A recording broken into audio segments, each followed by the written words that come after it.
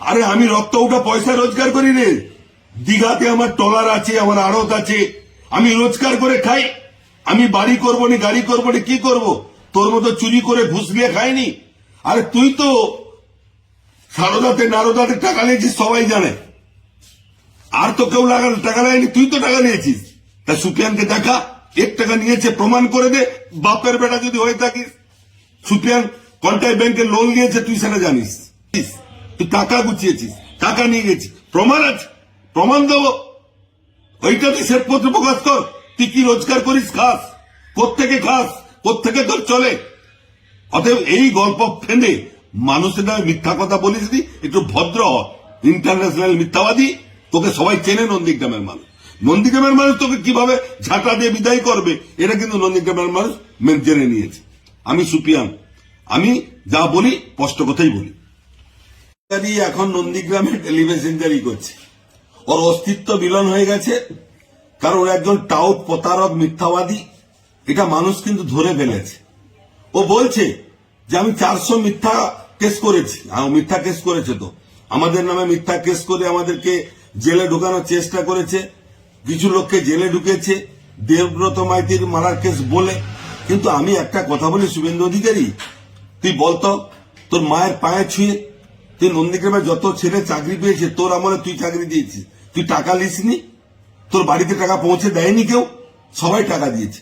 কিন্তু শুভেন্দু অধিকারী তুই যাই বল, সুফিয়ান আমি একটা লোক, আমার পরিবার তো দূরের কথা, আমার আত্মীয় স্বজন তো দূরের কথা, আমার একটা পিঁপড়াকেও তুই চাকরি দিসনি, আর আমি চাকরি লিইনি, আমার চাকরি করার কেউ নেই রে। টাউট মিথ্যাবাদী, তুই কেন এইসব কথাবার্তা বাজারে ছড়াচ্ছিস, গরম করছিস? ওই গরম করে হবে না। তোর মিথ্যা কথা সবাই জেনে ফেলেছে। তুই হচ্ছে ইন্টারন্যাশনাল মিথ্যাবাদী, কারণ তুই হচ্ছে গরু খোপ, সবাই জানে। তুই হিন্দুকে, নিজেকে হিন্দু জাহির করু না। আমরা হিন্দু মানুষকে শ্রদ্ধা করি, ভালোবাসি, তো তুই সেই হিন্দু নই। অতএব যারা হিন্দু, যারা সনাতনী করে, সনাতনী মানে শান্তি, সেই শান্তির লোককে আমরা শ্রদ্ধা করি, ভালোবাসি। তুই যেসব কথাবার্তাগুলো বলেছিস, যে কথাগুলো নিজের আয়নায় মুখ দেখবি। তুই কখন দেবী পণ্ডার পাত্তলে এসে বুঝতিস সেটা আমরা জানতাম। তখন সুফিয়ান তৃণমূল কংগ্রেসের প্রতিষ্ঠাতা নন্দীগ্রামের, হ্যাঁ সবাই জানে। আর তুই সুফিয়ানের বিরুদ্ধে উল্টাপাল্টা বলবি, তো লজ্জা করে না? বেইমান মির্জাফর, তুই আজকে যে মায়ের মানে আঁচলের তোলাতে থেকে রাজনীতি শিখলি, সে মাকে বলিস আজকের খালা, ফুপু, নানি, বেগম। তোর অস্তিত্ব আছে, তোর অস্তিত্ব আছে।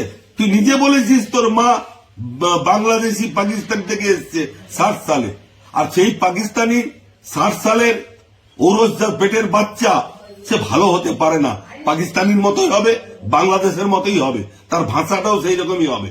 অর্থাৎ ভাষা পরিবর্তন কর, আর নন্দীগ্রামের মানুষের কাছে আসবি। আর নন্দীগ্রামের দায়ভার লওয়ার ক্ষমতা তোর নেই। নন্দীগ্রামের ভূমিপুত্র না, তোর জন্ম নন্দীগ্রামে হয়নি। তোর বাপকে জিজ্ঞেস করবি, তোর মাকে জিজ্ঞেস করবি তোর জন্মটা কোথায় ছিল। অতএব তুই নন্দীগ্রামের ভূমিপুত্র না। নন্দীগ্রামের মানুষ যথেষ্ট সচেতন। আগামী 26 সালে তোকে যদি উপড়ে বঙ্গোপসাগরে না ভেসে দেয়, নন্দীগ্রামে রাজনীতি করবো না। তবে বাপের বেটা থাকিস, আগামী দিনে তুই নন্দীগ্রামে এমএলএ তে দাঁড়াস, তোকে দেখে নেবো 50,000 ভোটে হারাবো। আমি সুফিয়ান, আমি নন্দীগ্রাম তৃণমূল কংগ্রেসের কোর কমিটির সদস্য।